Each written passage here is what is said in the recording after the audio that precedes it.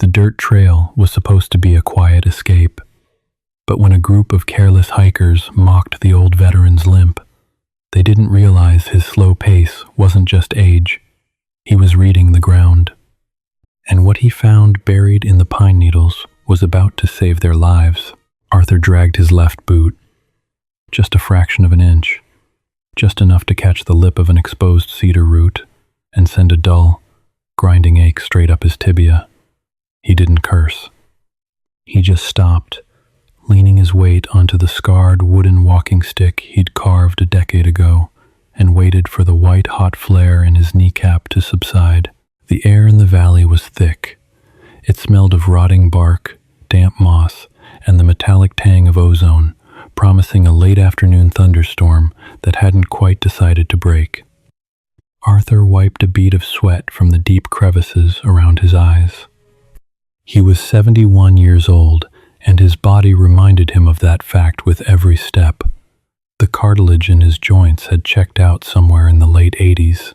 What remained was a stubborn, mechanical friction, bone on bone, a persistent, nagging friction that he had simply learned to live with. He took a pull from his canteen. The water was lukewarm and tasted faintly of aluminum. He swallowed, his throat dry, and listened to the woods. For a few minutes, it was perfect.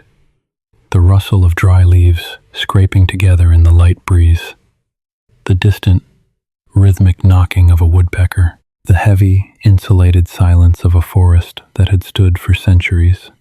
Arthur closed his eyes. This was why he drove 3 hours from the city. This was the only place where the constant, buzzing static in his head finally dialed down to a manageable hum. Out here, there were no sirens. No overlapping conversations, just dirt, wood, and gravity. Then he heard it. It started as a tinny, unnatural rhythm echoing up the switchbacks. Thump, thump, thump. It was synthesized bass, compressed and distorted through a cheap Bluetooth speaker, bleeding through the trees like a stain. Arthur's jaw tightened. He opened his eyes, staring down the steep incline of the trail. The noise grew louder, accompanied by the chaotic crunch of boots stomping over loose gravel, and the loud, braying laughter of people who had never learned how to exist quietly in an open space. 3 hikers rounded the bend. They were in their early 20s, decked out in brand new, brightly colored nylon gear that crinkled loudly with every movement. The leader, a tall kid with a backwards visor and a sunburned nose, was swinging his hiking poles wildly, not using them for balance, just treating them like extensions of his own restless energy. Behind him walked a girl in a neon pink windbreaker, holding her phone up as if searching for a signal, and another guy carrying a heavy pack with the offending speaker clipped to the shoulder strap. They smelled of heavy aerosol sunscreen and synthetic energy drinks. The chemical sweetness hit Arthur's nose before they even reached him, overpowering the damp earth. Arthur stepped to the side of the narrow trail, pressing his back against the rough bark of an old oak tree to let them pass. He didn't want to engage. He just wanted them gone. "Whoa, excuse us," the leader said, not actually slowing down. His heavy boots kicked up a cloud of dry, choking dust that settled over Arthur's worn leather boots. "Crazy incline, right?" the girl added, panting slightly. She didn't look at Arthur. She was still staring at her screen. "Take your time, Grandpa," the guy with the speaker smirked, a half-joking, casually dismissive comment tossed over his shoulder. "Heartbreak Hill is a killer. Don't blow a gasket." They laughed. It wasn't malicious, and that somehow made it worse. It was the easy, thoughtless arrogance of youth. They were completely oblivious to him, to the woods, to everything outside their immediate bubble of noise and distraction. They didn't see an old man looking for peace. They saw a slow-moving obstacle, a prop in their weekend adventure. Arthur didn't say a word. He just watched them push past. He noted the way the leader dragged his heels, ruining the trail edge. He saw the girl swatting blindly at a mosquito, nearly tripping over a loose rock. They were sloppy, careless. As they pushed further up the trail, their loud voices and thumping music fading back into the canopy, Arthur remained pinned against the oak tree. The resentment flared in his chest, hot and familiar. He hated that he was old. He hated that his knees forced him to yield the path to people who treated the forest like a gym with a view. He felt a pathetic, bitter urge to yell after them, to tell them they were ruining the trail, but he didn't. He swallowed the bitterness, tasting the aluminum water still lingering on his tongue. He adjusted the straps of his faded canvas rucksack. The heavy canvas rubbed against his collarbone, a grounding sensation. He wasn't out here to police teenagers. He was out here to walk until the pain in his legs drowned out the memories in his head. He stepped back onto the trail. The dust they had kicked up was still dancing in the shafts of sunlight piercing the canopy. He looked down at the dirt. Their boot prints were chaotic, deeply gouged into the soft earth, slipping and sliding with zero regard for traction or stealth. Arthur let out a slow breath through his nose. He adjusted his grip on his walking stick. "Idiots," he muttered to the empty air. He resumed his slow, methodical pace. Step. Plant the stick. Shift the weight. Step. He kept his eyes on the ground, reading the terrain, letting the rhythm take over again. The woods were slowly reclaiming their silence, trying to swallow the receding thumping bass from the hikers ahead. Arthur focused on the dirt. He focused on the shape of the rocks, the natural lines of the roots, the organic chaos of the trail. The forest grew denser as the elevation climbed. The oaks and maples gave way to towering, ancient pines that choked out the sunlight, casting the trail in a cool, deep shade. The air here was colder, trapped beneath the heavy canopy, and the smell of dry pine needles replaced the damp earth. Arthur was an hour behind the hikers now. He couldn't hear their music anymore, but he could still track their progress. A crushed fern here, a brightly colored plastic wrapper discarded on the side of the trail there. Every piece of trash, every scuffed rock, irritated him. He paused to catch his breath. His lungs burned, a tight, restrictive ache right in the center of his chest. He leaned heavily on his stick, his head bowed, watching a line of black ants dismantle a dead beetle near the toe of his boot. It was during this pause, staring blankly at the ground, that the old wiring in his brain sparked. It wasn't a conscious thought. It was a physical reaction. The hairs on the back of his neck prickled, and a cold wash of adrenaline hit his stomach, cutting through the fatigue. He didn't know what was wrong, but his body did. He had spent 4 years of his youth in places where stepping on the wrong patch of dirt meant you went home in a closed casket. You didn't forget how to look at the ground. You didn't forget how to spot the difference between nature's geometry and man's. Arthur raised his head slowly. He didn't move his feet. He scanned the trail ahead, letting his peripheral vision do the work. The path was narrow here, flanked by steep, rocky embankments on both sides, a perfect bottleneck.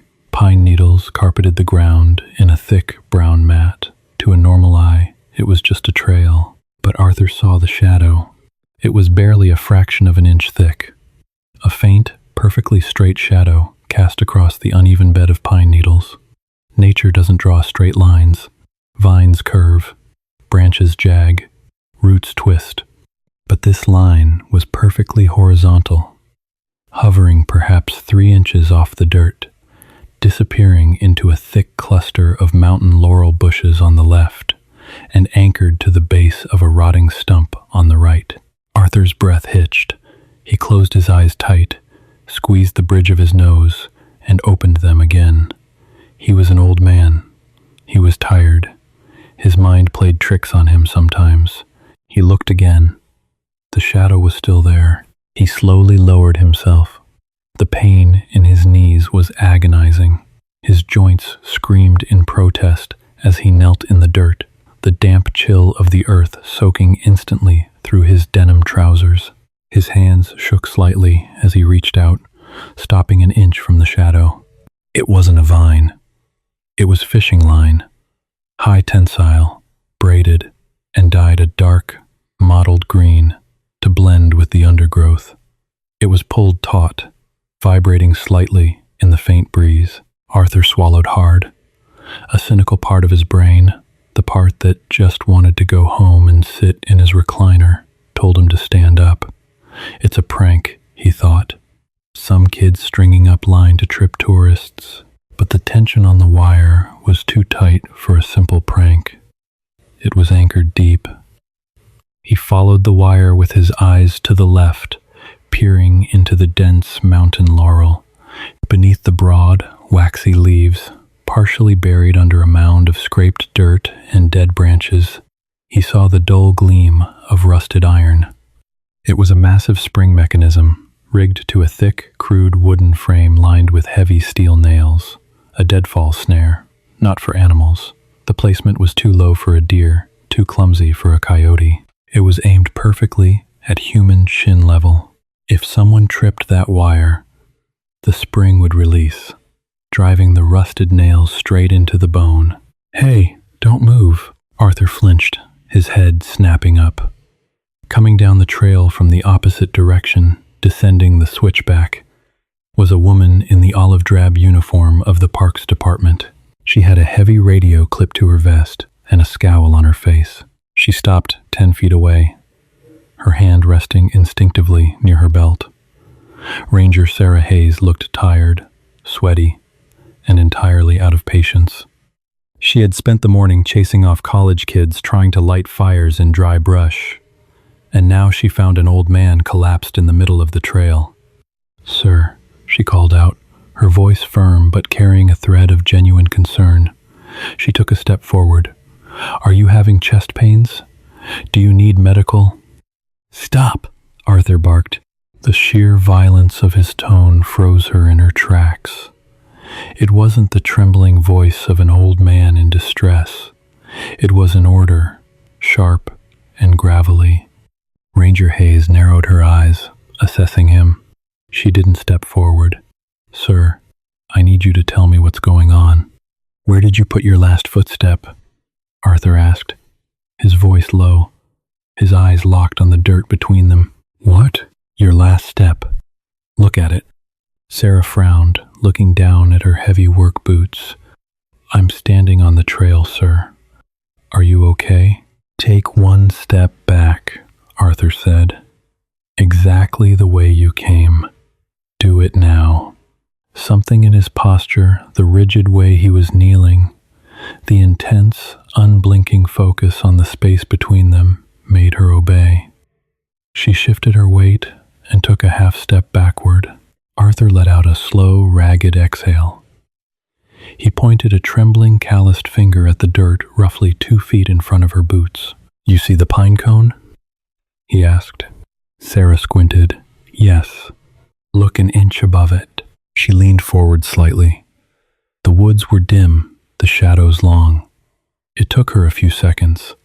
Then the color drained entirely from her face. She saw the unnatural straightness of the braided line. She saw how taut it was. "Oh my God," she whispered, her hand dropping away from her belt. "Don't move," Arthur said, slowly pushing himself up from the dirt. His left knee popped loudly, but he ignored the pain. He kept his eyes on the tripwire. "There's a spring-loaded deadfall in the bushes. Someone rigged this trail." Sarah reached for her radio, her thumb shaking as she hovered over the transmit button. I just passed 3 kids about 10 minutes ago, coming up this way." Arthur felt a cold knot form in his stomach. The loud kids, the ones with the speaker. They were oblivious, sloppy, dragging their feet. "They didn't pass here," Arthur said softly. He looked down the trail, back the way he had come, then up toward the ridge. They went up the secondary cutoff, the ridge trail. Sarah nodded, her breathing shallow. Yes, the ridge trail loops back around. Arthur looked back at the tripwire, then up at the darkening canopy. If this one is here, he murmured, the cynical exhaustion in his voice completely replaced by a grim, sinking dread. There are more. Sarah Hayes did not panic. She was a professional, trained for lost hikers, twisted ankles, and the occasional aggressive black bear. But as she stared at the rusted deadfall trap hidden beneath the mountain laurel, her training felt desperately inadequate. This wasn't an act of nature. This was malice, cold and deliberate. She unclipped the heavy Motorola radio from her vest, turning the volume dial up. Dispatch, this is Hayes. Priority traffic. Do you copy? She waited. The radio hissed. It was a thick, fuzzy static that sounded like frying bacon. Dispatch, Hayes. I need law enforcement response on the lower switchback of Heartbreak Hill. Suspected booby traps on the trail. Do you copy? More static. Then, a broken, barely legible voice. Yes. Copy. Repeat. Location. Broken. Sarah cursed softly, adjusting her position, lifting the antenna higher. Lower switchback. Heartbreak. We have rigged traps. Dead spots are bad here. Send deputies. She released the button and looked down at Arthur. The old man hadn't moved. He was still kneeling in the dirt, his eyes locked on the thin green line hovering over the pine needles. He didn't look like a fragile pensioner anymore. The exhaustion was still there, etched deeply into the lines of his face, but his posture had shifted. He was rigid, coiled. They're coming, dispatch crackled back, slightly clearer this time. ETA, 20 minutes to the trailhead. Proceed with extreme caution. 20 minutes, Sarah muttered, clipping the radio back to her vest. She wiped a streak of sweat from her forehead. The air was growing heavier, the sky above the canopy bruising a deep, violent purple. The storm was close.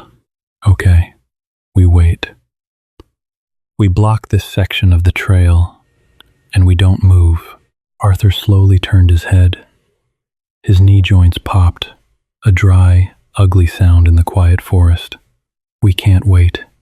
Sir, I appreciate that you found this, but you need to back away, Sarah said, her voice dropping into her authoritative, ranger-in-charge register. Whoever set this might still be around. We are locking this area down. You passed 3 kids, Arthur said. His voice was completely flat. 10 minutes ago, heading up the ridge trail. Yes, they're miles from here by now. Look at the map in your head, Ranger, Arthur said, pointing his walking stick up the mountain. The ridge trail is a horseshoe. It climbs, loops around the granite bluff, and dumps out exactly 50 yards ahead of us, right where this trail narrows. Sarah frowned, her eyes tracing the imaginary lines of the mountain's topography. The color began to drain from her face again. He was right. The ridge trail didn't go anywhere else. It was a scenic detour that merged back into the main path. They were moving fast, Arthur continued, his tone devoid of any sympathy for the kids who had mocked him. Careless, heavy feet. They'll be coming down that descent with too much momentum. If whoever rigged this trail put a trap here, he gestured to the wire with the tip of his stick. They put one at the choke point, where the trails merge. Sarah stared up the path. The shadows were lengthening, turning the woods into a maze of dark vertical lines. We have to go up and intercept them. You aren't going anywhere, Arthur grunted, bracing his weight on his stick and forcing himself to stand. A sharp, electric pain shot up his thigh, causing his jaw to clench tight. You don't know how to look. You'll step on a pressure plate before you get 10 feet. I am a sworn park ranger. I am not letting a civilian walk point through a rigged forest, Sarah snapped, her hand instinctively resting on her belt again. Arthur looked at her, He didn't argue, he just held her gaze. His eyes were pale, washed-out blue, and entirely hollow. They were the eyes of a man who had dug pieces of shrapnel out of his friends in jungles that smelled like burning diesel and rot. Sarah saw that look, and her authority withered in her throat. She recognized it. You couldn't fake that specific kind of coldness. "Walk strictly in my footprints," Arthur said, turning his back to her. "If I stop, you freeze. If I tell you to step back, you step back. You don't ask why. You don't look around. You stare at my boots." He didn't wait for her to agree. He simply began to move. The process was agonizingly slow. Arthur didn't walk. He slid. He used the tip of his heavy wooden stick to gently brush the pine needles aside before placing his boot down. The smell of the forest shifted. The ozone was stronger now, sharp and metallic, masking the scent of the dry earth. Distant thunder rolled over the valley, a low, guttural vibration that masked the smaller sounds of the woods. Arthur hated it. The thunder masked the sound of snapping twigs, the subtle metallic creak of a tension spring. He had to rely entirely on his eyes, and his eyes were tired. 10 yards up the trail. 15. The pain in his back was a dull, spreading fire. He was sweating heavily now, the salty drops stinging his eyes. He wiped them away with a dirty sleeve. Behind him, Sarah matched his pace perfectly, her breathing shallow and controlled. "Stop," Arthur whispered. He didn't move. He just stared at the trunk of a massive, dead ash tree leaning precariously over the right side of the trail. Sarah froze. "What is it?" "Look up." She traced his gaze. 15 feet up the trunk of the dead ash, mostly hidden by hanging Spanish moss, was a thick, unnatural shape. It was a section of iron pipe, capped at both ends, lashed tightly to a heavy branch. A thin, dark wire hung straight down from the mechanism, disappearing into the thick ferns beside the trail. "A swinging mace," Arthur muttered, his voice barely audible over a fresh roll of thunder. "Trip the wire. It cuts the tension line." The pipe swings down in an arc, right at chest height. Sarah felt a wave of nausea hit her stomach. "Who does this?" she whispered. Arthur didn't answer. He carefully stepped over the invisible line extending from the ferns, planting his boot deliberately on a solid slab of granite. "Step exactly where I step," he reminded her. They bypassed the second trap. The air was growing colder. The first isolated drops of rain began to fall, hitting the dry canopy far above with a sound like frying oil. They were closing in on the trail junction. The steep, rocky descent of the ridge trail was just visible ahead, a jagged cut of loose gravel and dirt filtering down between the pines. Then Arthur heard it. It was faint at first, easily confused with the wind. But as it drew closer, the rhythmic, synthetic thumping became unmistakable. The teenagers were coming back, and they were moving fast. The bass from the Bluetooth speaker cut through the humid air like a dull knife. Thump, thump. It bounced off the dense tree trunks. Arthur gripped his walking stick, knuckles white beneath liver spots, his eyes desperately scanning the dirt choke point where the ridge trail merged. The terrain here was a mess of loose shale and deep ruts, the perfect place to hide a trigger. "Hey, stop right there," Sarah yelled, cupping her hands. Her voice echoed, but the music and wind drowned it out. A loud guffaw rang out, followed by the clatter of tumbling rocks. The hikers were practically jogging down the steep descent, relying on momentum rather than footing. "They can't hear you," Arthur growled. "Winds blowing up the mountain." He stepped closer. His left knee buckled, a sharp spasm causing him to stumble. "Sir, don't," Sarah urged, reaching for his rucksack. Arthur shook her off. He saw it. Not a tripwire this time, a pressure plate. buried beneath a seemingly natural pile of dry leaves, right in the center of the narrowest junction. He spotted the faint, unnatural square outline. Wires ran from the buried plate into the root system of a massive oak. The leader in the visor was taking huge, bounding steps, treating the treacherous descent like a playground. 15 yards away. 10. "Hey!" Sarah screamed, frantically waving her heavy mag light. The kid finally looked up. Confusion washed over his sunburned face. He tried to slow down, leaning back on his heels, but the loose shale betrayed him. His boots began to slide directly toward the pile of leaves. Out of control. Arthur didn't think. The exhausted, cynical part of his brain, the part that hated these careless kids, shut off. Deeply ingrained muscle memory took over. He threw his walking stick aside and lunged. It wasn't a heroic, athletic dive.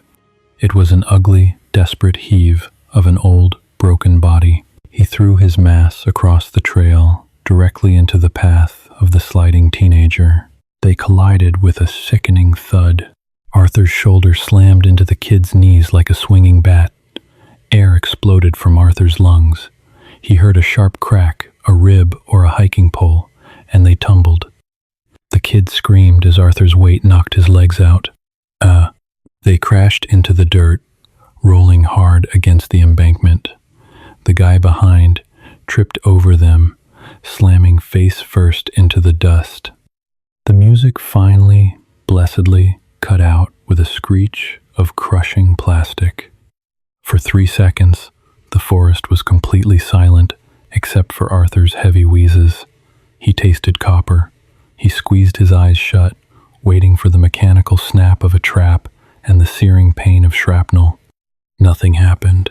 "Get off me! What the hell is wrong with you?" the kid yelled, scrambling backward from the crazy old man who had just tackled him.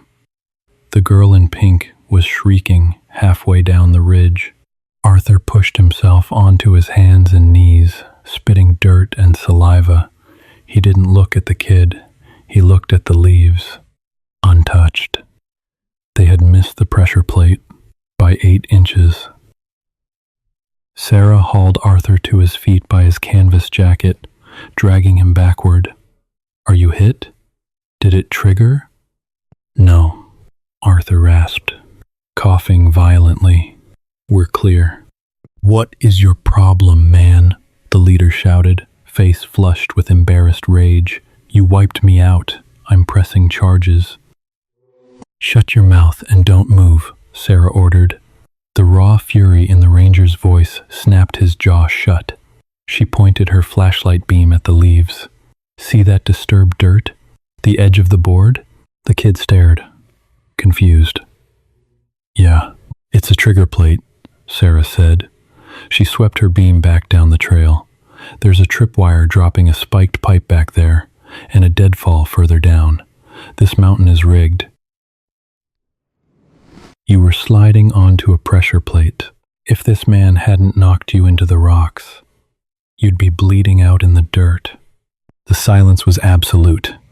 The anger vanished from the teenager's face, replaced by a pale, sickly terror. The girl on the hill started to cry softly. Arthur ignored them. He limped over, an agonizing movement, and retrieved his walking stick. He wiped the mud from the wood. The rain broke. Huge, cold drops slammed into the canopy, turning the dust into sticky mud and washing away the aerosol sunscreen, leaving only wet earth and pine. "Sir," the teenager stammered, stripped of his swagger. "I didn't know. Thank you. I'm sorry." Arthur didn't want an apology or a moment of connection. He just wanted the silence back. "Your deputies will be here soon," Arthur grunted to the ranger. "Don't let these idiots take a single step unless you verify the ground." "Arthur," Sarah said softly over the rain, "let me call medics for your shoulder." He adjusted his rucksack, leaning his weight onto the stick. The familiar, grinding friction in his knee flared. It hurt worse than it had all day. but it was a pain he understood. "I'm fine," he said, setting his eyes on the wet trail back to the valley. "Just keep them quiet. The woods hold secrets, and sometimes the people we dismiss are the only ones who can see them." Arthur didn't want to be a hero. He just couldn't stand by and watch careless people get hurt. If you want to hear more grounded, intense stories of survival and the hidden dangers of the wild, hit that like button, subscribe to the channel, and turn on notifications. Drop a comment below. What is the most unsettling thing you have ever found while out in nature?